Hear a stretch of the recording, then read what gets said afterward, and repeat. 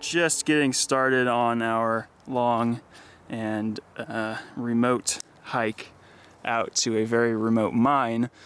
It's not really marked on any maps. It's pretty obscure, not going to be very big, but it's one of those sites that pretty much no one goes up here and visits.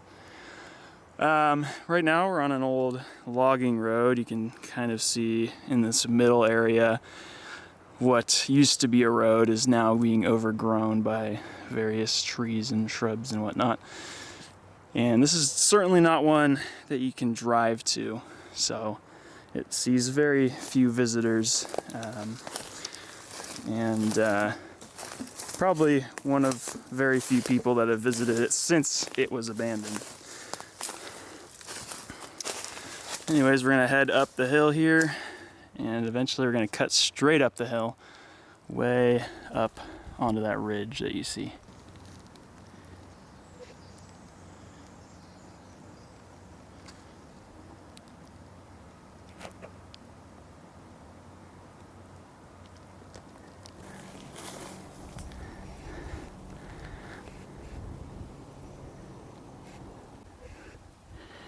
Okay, we're taking a rest here.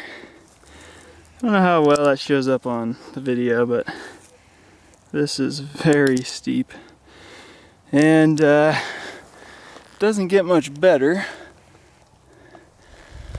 but we're almost there. This area is kind of a clear cut, so you can see all the evergreen trees are pretty small here. Normally, if this hadn't been clear cut recently, this would be a kind of a open forest with a lot larger trees, but that's kind of why it looks a little odd. Alright, this is our adit. It does not look like much. And actually, the entire thing, when we got here, was covered in Douglas fir branches and needles and whatnot. And we had to clear it out. And if you weren't looking for this thing, it'd be impossible to find this thing if you didn't know exactly where you were going, which luckily we did. But man, this is hard to see, hard to spot, and it was completely covered by branches when we got here. I guess the one giveaway is this trickle of water coming out of this place. But other than that, pretty obscure, in the middle of nowhere, and hard to find. Alright, that's right inside the portal. You can see those big timber sets there, from presumably from old growth timber, which is pretty cool to see. This is all super deep water and mud and whatnot, and so I'm gonna need both my hands free for this. So we'll pick up when the water recedes a bit. Before we go in, I notice there's a shovel there. It doesn't look like it's that old actually, but kind of cool. Okay, so I am about 100 feet in this mine. You can see the daylight back there and a lot of water.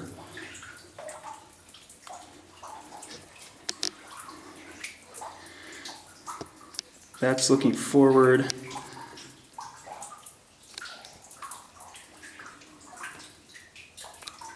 A drip of water was messing with my camera's autofocus, I think.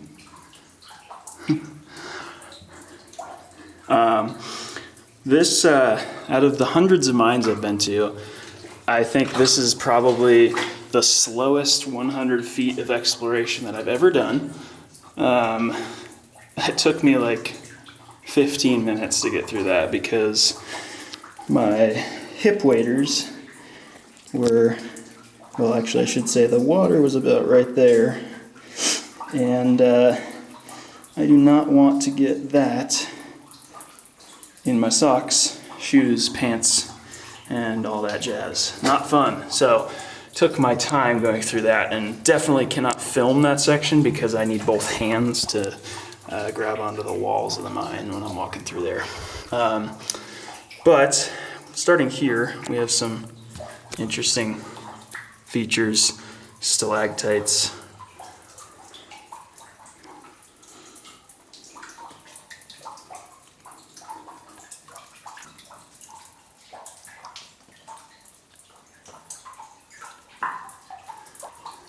And of course we have this single stalactite with a steady stream of water dripping off of it. It's kind of cool.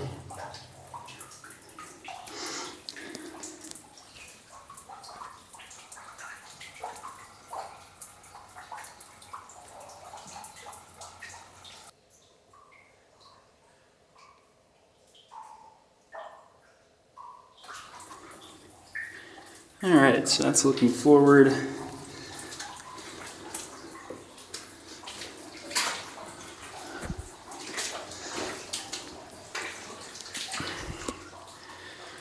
Continues on and turns off to the right. Look at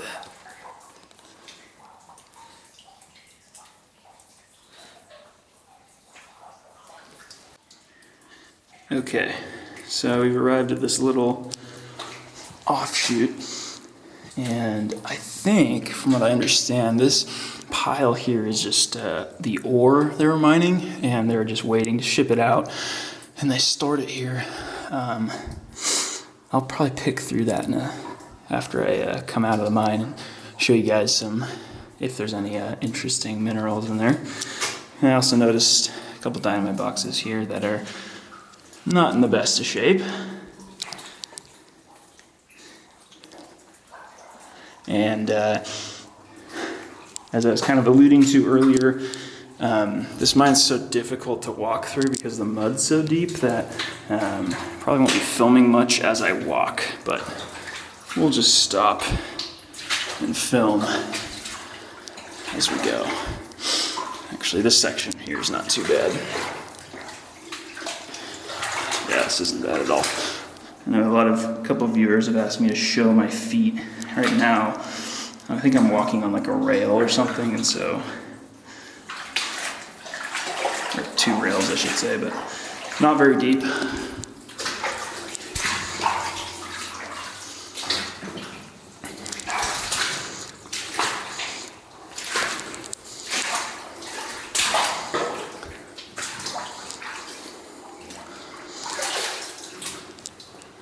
When you see stationary water like this, you want to be careful for a couple reasons.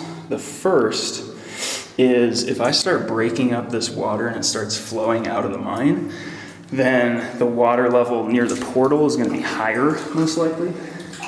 And because I had about an inch of clearance, really do not want that to happen. So you want to be careful not to release a huge amount of water in a mine like this. So hopefully this is stable because it is holding back a lot of water. That is the water I do not want back at the portal. That'll get into my boots. Oh, what is that down there? There's an ore car down there.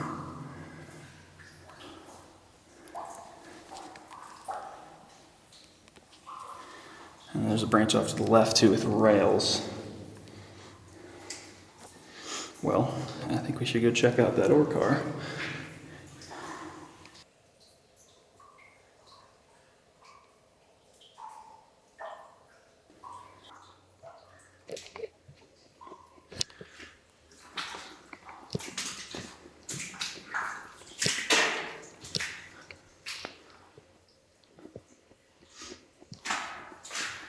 I have some sort of, kind of looks like this was a stop for the ore car or something, I'm not sure. But it's deliberately built up like that, I think. And then those beams there, I'm not sure what those were. Those might have been used for rail supports. Yeah, it looks like that's what those were for. And then ore car right there. It's the beauty of these extremely remote sites is that it's, first of all, difficult for the miners to remove stuff like this, and difficult for other people too as well. So we get to see something that's actually very rare in Washington, and that is a fully intact ore car. Wow, look at that. Everything is there. You can see, look at these, the wheels.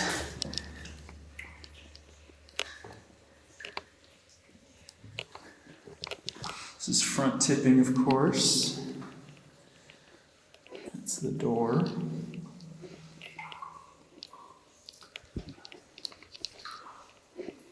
It is empty except for a little bit of water. And coming around this side,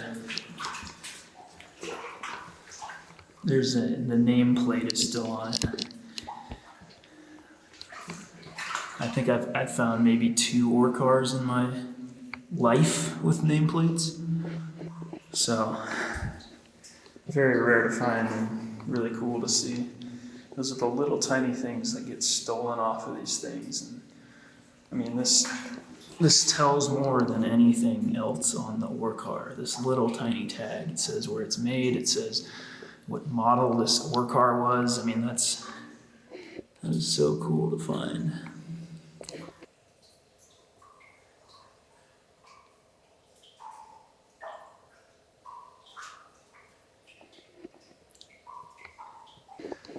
And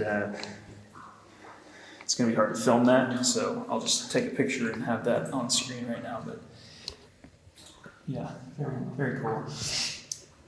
And they have a spring here, presumably to prevent that the ore car from accidentally tipping up. Usually this had a locking mechanism. Maybe that's the default locking mechanism, but I'm not sure.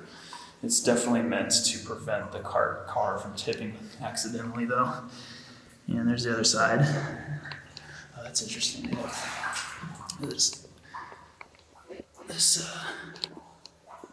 chain and hook, which the hook must have some copper in it or something because it's kind of a blue color. Wow. Here's a long distance shot of the ore car from the far side.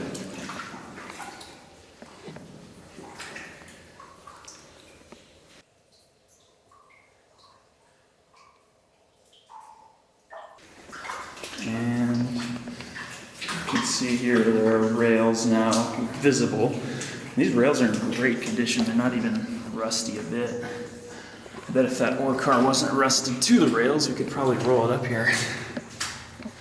And I will try, guys. I will try to move the ore car. We'll see. All right, so continuing onward here.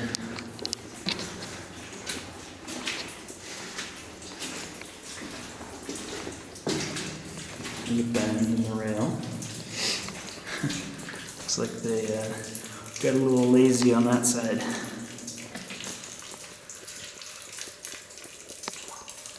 And that looks like it's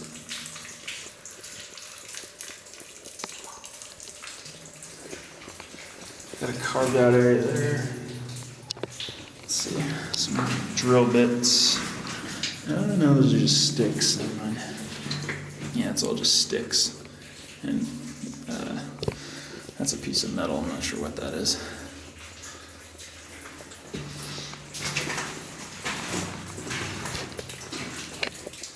Some more wonderful stalactites. And this looks like the end here. But not all that disappointed because there's an ore car in here. So can't be disappointed with that. So this is the last muck pile that they blasted out of this place. And it looks like they were halfway through digging it out and then they abandoned it on the spot. You know, that ore car is probably coming back for a load of that muck. And then they just said, no, screw it, I'm done here. They gave up.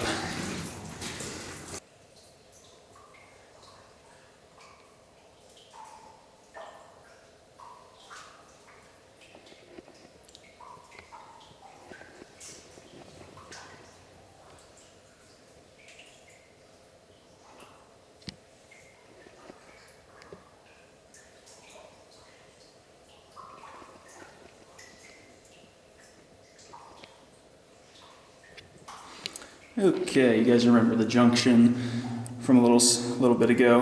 The ore car is right there. And we're going to go off into the Water of Death drift over here.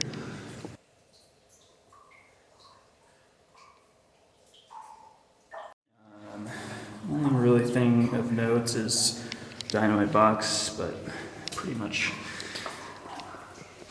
not a dynamite box at that point. And then we'll head off that way.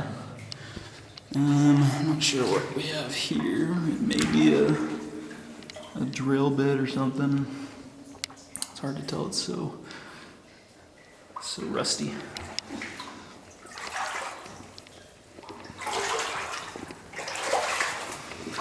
So, interesting thing about water like this is if I were to take the water outside, just the water itself, it's can be pretty much clear, crystal clear, no coloration or anything. But what happens is all the iron and other precipitants attach themselves to the surface where the water is flowing. And so you have this big crusty layer of iron underneath the water, which kind of makes the water itself look orange, but it's not actually orange. It's just the crust underneath. That being said, that doesn't mean the water is, fine to drink or anything. In fact, it's probably quite the opposite. And they're using strap rail over here. It's interesting. So this is I think the actual stash of ore. Yeah. And to be honest, I'm not really sure where this came out of, but I think this is the ore, or some more of the ore that they were stockpiling. There's probably one of the miners. I'm sure this was just a few-man operation, but this must be the vein here. Oh yeah, it is. Yeah, so this is the ore. You can see some copper oxidation there and stuff. But if you're looking to find some copper, this is the place for it.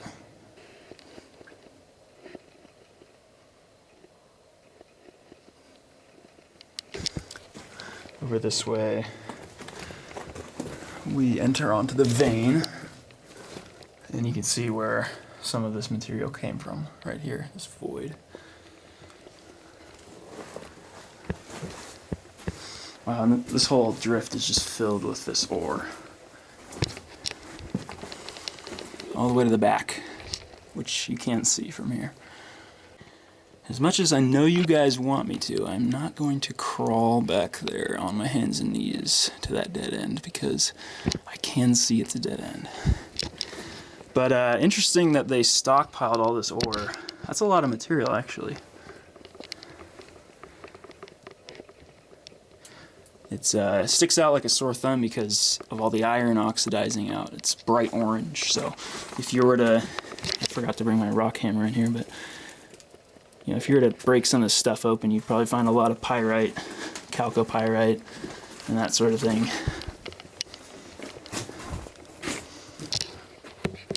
There's the mini stope.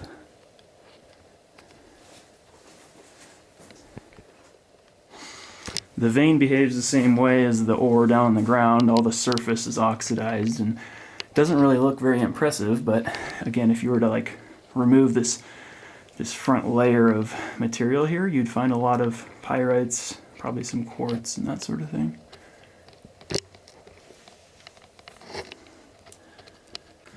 Alright, so I think that about does it here.